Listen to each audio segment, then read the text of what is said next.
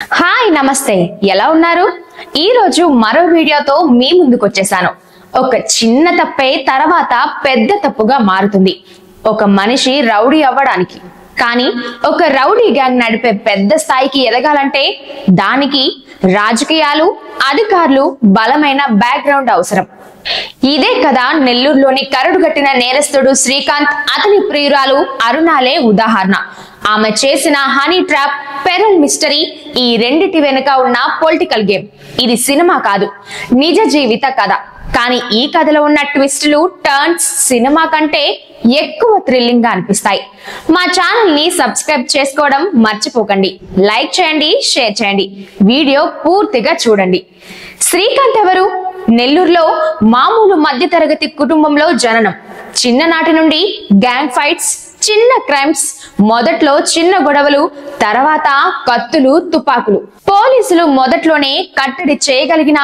రాజకీయ నాయకులు అతన్ని ఎంకరేజ్ చేశారు క్రమంగా భూ కబ్జాలు సెటిల్మెంట్లు మర్డర్ కేసులు 2014లో జైలు నుంచి పారిపోయి 4.5 ఏళ్లు బయట ప్రత్యక్షంగా పరోక్షంగా దందాలు సెటిల్మెంట్లు అడ్డు లేకుండా పోయింది నెల్లూరు ప్రాంతంలో దాదాపు ప్రతి నేరానికి రిలేషన్ కానీ పెద్దగా సాక్ష్యాలు లేవు ఒక మనిషి 4 ఏళ్లు జైలు బయట ఉంటూ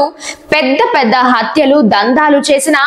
ఎవరు పట్టుకోకపోవడం ఇది సాధారణ విషయం కాదు ఇందులో పెద్ద అధికారులు రాజకీయ నాయకులే అతనికి రక్షణగా ఉన్నారని ఆరోపణలు వచ్చాయి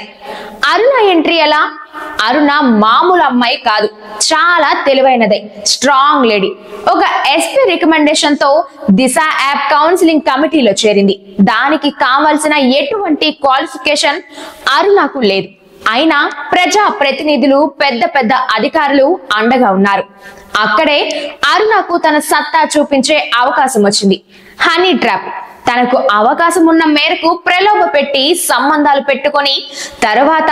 బెదిరింపులతో అధికారుల్ని పెద్దల్ని తన గుప్పిట్లో తెచ్చుకోవడం ఒక ఎస్పీ ఉన్నంత కాలం నెల్లూరులో అరుణే అన్ని అన్నట్లు ఇంతింతై అంతంతై తానంతై ఒక ఊడల మర్రి చెట్టులా విస్తరించి దొరికిన ఏ అవకాశాన్ని వదలకుండా చిన్న స్థాయి నుంచి పెద్ద స్థాయి పెద్దల వరకు పరిచయాలు పెంచుకుందంటే మామూలు విషయం కానే కాదు పోలీస్ సిస్టమ్ కూడా ఆమెకే లొంగిపోయిందని ఆరోపణలు వస్తున్నాయి చిన్న పదవి కూడా ఎవరి చేతుల్లో పడితే ప్రమాదకరం అవుతుందో అరుణ కేసే ఉదాహరణ పెరోల్ మిస్టరీ ఏంటి సాధారణంగా పెరోల్ అంటే చాలా కఠినమైన నిబంధనలు జైలు సూపరింటెండెంట్ రిపోర్ట్ తప్పనిసరి కానీ శ్రీకాంత్ విషయంలో ఆ రూల్స్ అన్ని తారుమారయ్యాయి ఒక పెద్ద అధికారి డైరెక్ట్ గా ఇన్వాల్వ్ అయ్యాడు ఆ అధికారి జైలు శాఖ అధికారికి కాల్ చేసి అరుణ వస్తుంది ఆమె చెప్పినట్లు చేయండి అని ఆదేశించాడని ఆరోపణలు ఫలితం జైలు అధికారులు నో అన్నా పోలీసులు నో అన్నా హోంశాఖ మాత్రం ఎస్ చెప్పేసింది ఆ 7 నెలలు అరుణ 30 సార్లు జైలులో శ్రీకాంత్ ను కలిసింది ఇంత ఫ్రీ యాక్సెస్ ఒక నేరస్తుడికి ఎలా వచ్చింది ఈ పెరోల్ కథ వెనక ఎవరి ప్రెజర్ ఉంది ఎవరి ఆదేశాలున్నాయి ఇదే పెద్ద ప్రశ్న అరుణ బెదిరింపులు వివాదం బయటకు వచ్చిన తర్వాత ఫేస్బుక్ లో అరుణ పోస్ట్ నన్ను టచ్ చేస్తే అందరి రహస్యాలు బయట పెడతాను అని బహిరంగ హెచ్చరిక దీన్ని చదివిన అధికారులు నాయకులు ఒక్కసారిగా షాక్ ఎందుకంటే అరుణ దగ్గరున్న రహస్య ఫైళ్లు ఆడియోలు వీడియోలు బయటకు వస్తే